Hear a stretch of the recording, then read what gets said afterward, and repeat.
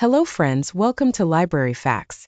In this video, we're diving into an essential topic, RDA or Resource Description and Access, and its role in modern libraries. What is RDA? Resource Description and Access, commonly known as RDA, is a set of guidelines and standards used in cataloging library resources. Developed to replace the older Anglo-American cataloging rules, AACR2, RDA was designed to be more flexible, comprehensive, and adaptable to digital resources.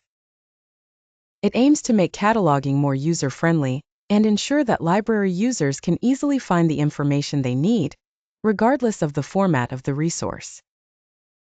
It was developed in accordance with the International Cataloging Principles published by IFLA in 2009 and updated in 2016. The main goal of RDA is to ensure better description of resources in libraries and to facilitate easier access to them.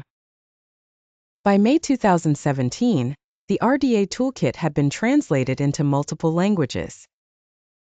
The full implementation of RDA began in March 2013, when the Library of Congress announced that it would fully adopt RDA cataloging by the end of that month.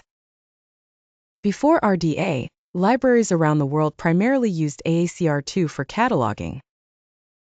While AACR2 served its purpose well for many years, it was created in a time when physical books were the primary resources in libraries. As digital content began to dominate, the need for a more adaptable system became apparent.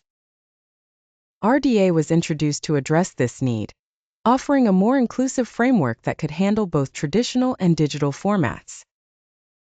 RDA is built on several core principles that set it apart from previous cataloging standards: content over carrier, internationalization, user-centered, FRBR model. Libraries around the world have gradually adopted RDA since its introduction. Major institutions like the Library of Congress, British Library, and National Library of Australia have fully implemented RDA in their cataloging processes. If you found this video informative, please like, share, and subscribe to Library Facts.